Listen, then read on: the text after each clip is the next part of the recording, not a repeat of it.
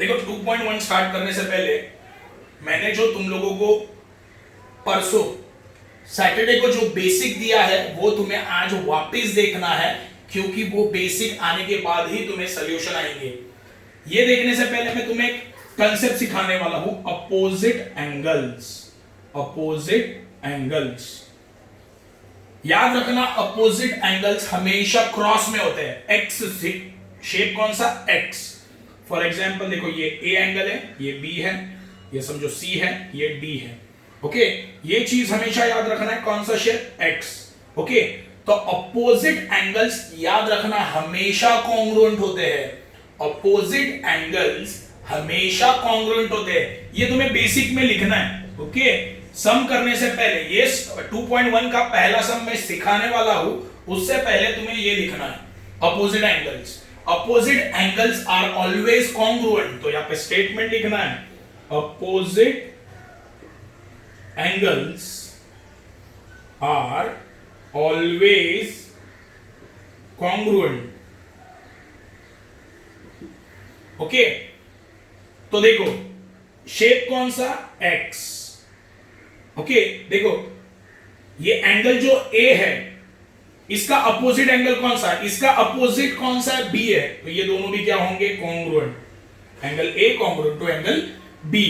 देखो angle C, angle C का opposite angle कौन सा है? डी। तो angle C congruent to angle D. Okay, तो ये हमेशा याद रखना है, opposite angles are always congruent. Opposite angles are always congruent, ये याद रखना है। कौन सा शेप? एक्स शेप में होगा। ओके, ये हुआ अपोजिट एंगल का कंसेप्ट। ओके, हाँ, अभी देखो सेकंड चैप्टर से हम लोग ज्योमेट्री को प्रॉपर पैटर्न में लिखेंगे। मतलब क्या है? ज्योमेट्री लिखने का एक तरीका होता है। ओके, एक फॉर्मेट होता है। कभी भी याद रखना, पहले आएगा डायग्राम। अगर डायग्राम सम में दिया नहीं है तो डायग्राम बनाना पड़ेगा, अगर बनता है तो diagram first. Second, given data. Third, find. And fourth होगा सॉल्यूशन। देखो ज्योमेट्री लिखने का ये पूरा फॉर्मेट है।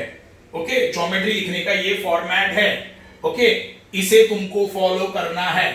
ओके, देखो पहले डायग्राम, अगर सब में डायग्राम ऑलरेडी दिया है तो निकालने की जरूरत नहीं है। फर्स्ट, नहीं दिया है और डायग्राम बनता है तो बनाना है, डायग्राम निकालना है।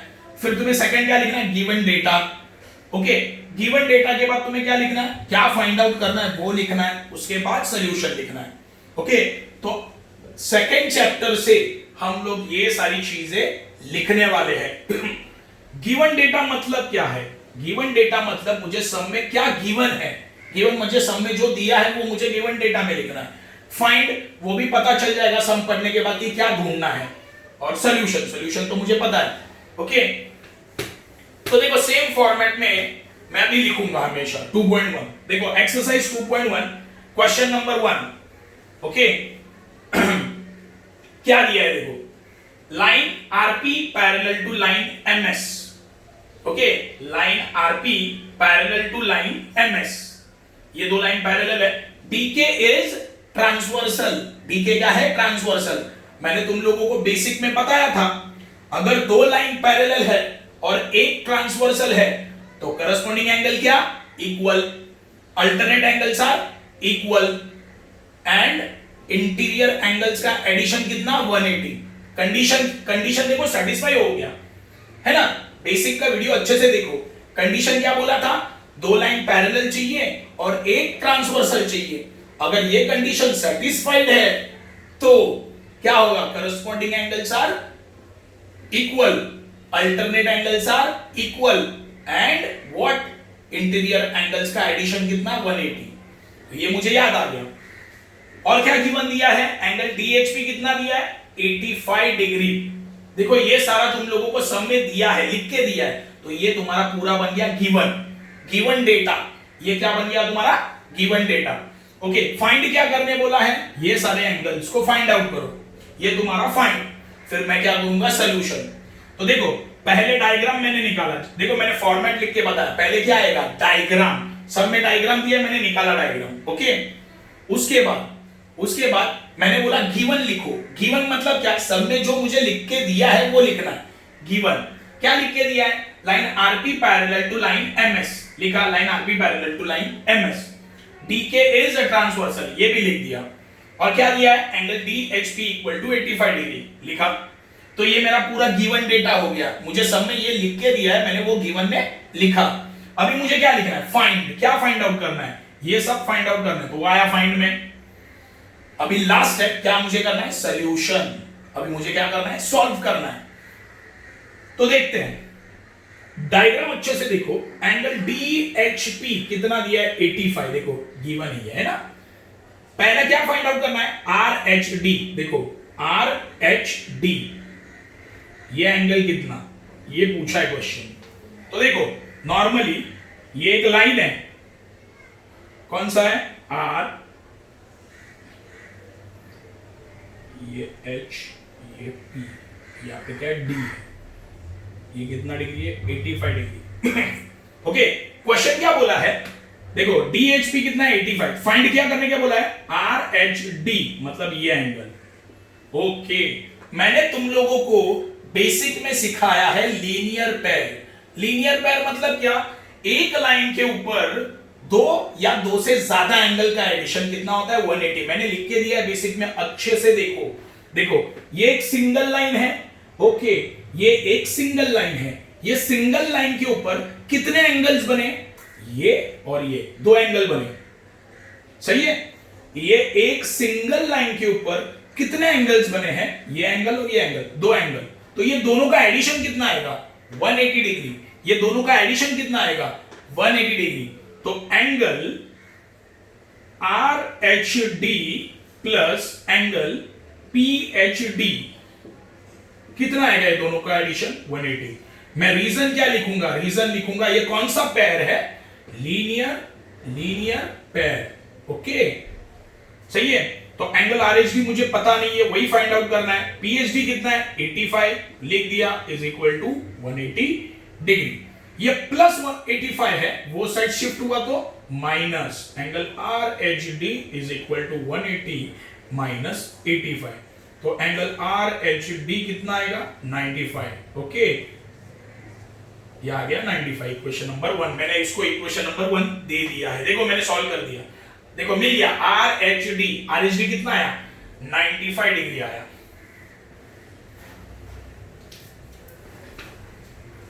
ओके, याद रखना, मुझे जो जो एंगल मिलेंगे ना वो डायग्राम में मेंशन कर दूंगा।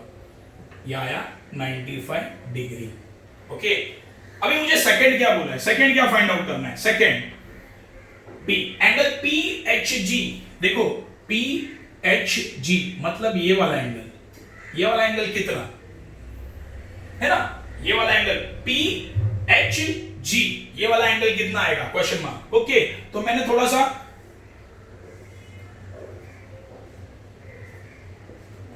यहां पे कितना है, एच, यहां पे आर, यहां पे पी, यहां पे डी, ये आया, ये 85 दिया है, ये कितना आया, 95। ओके, कौन सा एंगल निकालने बोला, पी है, यहां पे कौन सा बोला है, पी एच जी। देखो ये वाला एंगल, तो मैंने देखा, देखो क्रॉस है, क्रॉस, तो ये कौन सा एंगल बन गया, अपोजिट एंगल है ना। Opposite angles are always congruent, अभी सिखाया। देखो क्रॉस बन रहा है ऐसे, है ना, क्रॉस बन रहा है, ये एंगल और ये एंगल, कौन सा एंगल बन गया, अपोजिट एंगल। सेम देखो अपोजिट एंगल, ये 95, तो ये भी कितना, 95 डिग्री। तो मेरा सेकंड स्टेप क्या होगा, opposite angle are always congruent, तो angle R H D congruent to angle P H G. क्यों, यहां पे लिखूंगा मैं रीजन, अपोजिट एंगल्स। ओके, अभी मुझे बताओ आर एच डी कितना है, 95, तो पी एच जी भी कितना आएगा, 95, सही है। Therefore angle R H D is equal to 95 degree.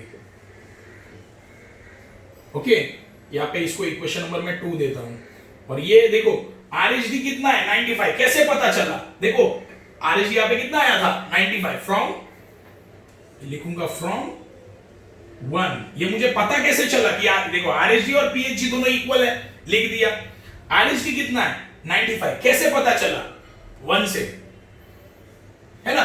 नहीं तो ये लिखने की जरूरत भी नहीं है, तुम्हें डायरेक्टली लिख देना PHG. Therefore angle PHG is equal to कितना आएगा 95 डिग्री फ्रॉम, ये कैसे पता चला फ्रॉम 1 एंड 2, फ्रॉम 1 एंड 2। देखो मैंने क्या किया, देखते वापस एक बार देखते। देखो मुझे पता चला मुझे कौन सा एंगल फाइंड आउट करना है, सेकंड पीएचजी, पीएचजी ये एंगल फाइंड आउट करना है। तो मैंने डायग्राम को अच्छे से देखा कि देखो ऊपर 85 है, ओके, और ये साइड में 95 है, तो इसका और इसका कोई रिलेशन लग रहा है? हाँ देखो ना, अपोजिट एंगल है। कौन सा एंगल है? Opposite angle. तो ये 95 तो ये भी कितना 95 आएगा, क्यों? Opposite angles are congruent. तो मैंने वही लिखा angle RHD congruent to angle PHG, लिखा। कौन से एंगल है ये? अपोजिट एंगल, रीजन भी लिख दिया। बट आरएचडी कितना है? आरएचडी कितना है 95, तो पीएचजी भी कितना आएगा 95, है ना। ये कैसे पता चला ये 95 है पीएचजी? From 1 and 2। कैसे पता चला? From 1 and 2। 1 से क्या पता चला मुझे आरएचडी कितना है 95, है ना। 1 से क्या पता चला? आरएचडी कितना है 95, और ये दोनों भी इक्वल है। ये कहां से पता चला? 2 से पता चला। तो पीएचजी कितना 95, ओके। फ्रॉम 1 एंड 2 से मुझे पता चला पीएचजी कितना है 95। देखो ये याद रखना है अच्छे से। तो पहले मैंने कैसे सॉल्व किया? लीनियर पेयर, है ना। ये एक लाइन के ऊपर ये दो एंगल, ये दोनों का एडिशन कितना 180, सही है। ये 85 तो ये कितना 95, दोनों को ऐड करके देखना 180, है ना। आरएचडी प्लस पीएचडी प्लस वो 85 वहां पे प्लस है, वो साइड गया तो माइनस, तो कितना है आंसर 95। तो ये 95, ओके। इसका और इसका रिलेशन क्या है फिर? इसका और इसका रिलेशन क्या है? दोनों भी अपोजिट है, अपोजिट एंगल्स आर कॉन्ग्रुएंट। ये 95 तो ये भी कितना 95, तो यहां पे कितना आया अभी 95 आया, ओके। ये हुआ तुम्हारा सेकंड स्टेप, ये सेकंड का आंसर है, ओके। अभी थर्ड फाइंड आउट करेंगे। थर्ड क्या है? थर्ड क्या फाइंड आउट करना है? थर्ड कौन सा एंगल फाइंड आउट करना है? थर्ड कौन सा एंगल फाइंड? HGS। देखो HGS ये वाला एंगल, कौन सा एंगल? ये वाला एंगल। तो देखो ये दो लाइन पैरेलल है, देखो ये दो लाइन पैरेलल है, और ये क्या बन गया ट्रांसवर्सल, सही है। तो देखो L शेप, ये L और ये भी L, ये कौन सा एंगल हुआ? L shape. कौन सा एंगल? Corresponding angle. तो ये 85 है तो ये भी 85। Corresponding angles are always congruent, corresponding angles are always congruent. Shape कौन सा होता है? L शेप होता है, याद रखना, उल्टा सीधा L शेप। अगर देखो ये 85 तो ये भी कितना 85, देखो L शेप बन रहा है, सेम डायरेक्शन, देखो सेम डायरेक्शन में जा रहा है ना। 85 तो ये भी 85। कौन सा angle? Corresponding angle. Corresponding angles are always congruent. लेकिन कंडीशन क्या है? दो लाइन क्या चाहिए मुझे? पैरेलल चाहिए और एक ट्रांसवर्सल। तो वो पहले मुझे लिखना पड़ेगा। देखो मैं डायरेक्टली करस्पॉन्डिंग एंगल नहीं लिख सकता, क्यों? क्योंकि उसका कंडीशन में सॉल्यूशन में लिखना चाहिए, है ना। तो कंडीशन पहले लिखेंगे, line RP parallel to line MS, okay, and DK is transversal.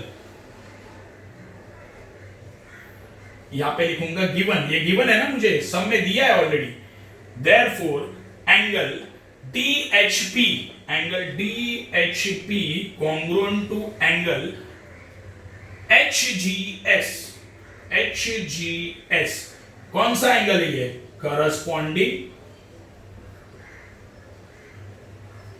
Angle.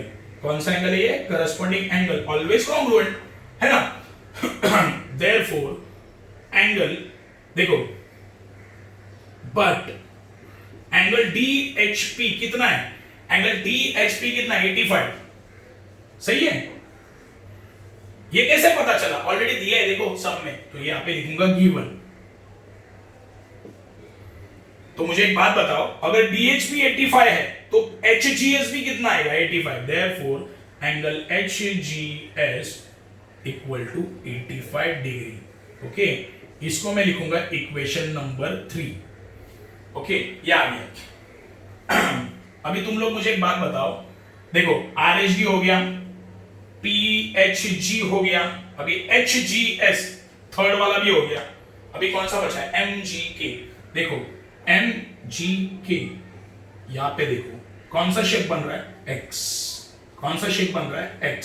देखो ये एंगल और ये एंगल, कौन सा एंगल बना, ये एंगल और ये एंगल, कौन सा एंगल बना, अपोजिट एंगल। ये एंगल और ये एंगल, कौन सा एंगल बना, opposite. Opposite angles are always congruent, तो ये भी कितना 85 डिग्री हो गया ओरली, है ना। तो यहां पे लिखता हूं ऊपर में, तो फोर्थ मुझे फाइंड आउट करना है, क्या है देखो, एंगल HGS एंड MGK, ये दोनों भी कौन से एंगल बन गए, opposite angle. Angle HGS congruent to angle MGK, लिखूंगा अपोजिट। देखो मैं शॉर्टकट लिख रहा हूं एंगल्स, तुम लोग शॉर्टकट नहीं लिखोगे। इसे इक्वेशन नंबर मैं देता हूं 4। Therefore angle MGK is equal to कितना आएगा 85 डिग्री। ये हो गया तुम्हारा सॉल्व। और ये कैसे पता चला, फ्रॉम 2 and 4। देखो HGS क्या है 85 डिग्री, ये कैसे पता चला, फ्रॉम 3 and 4।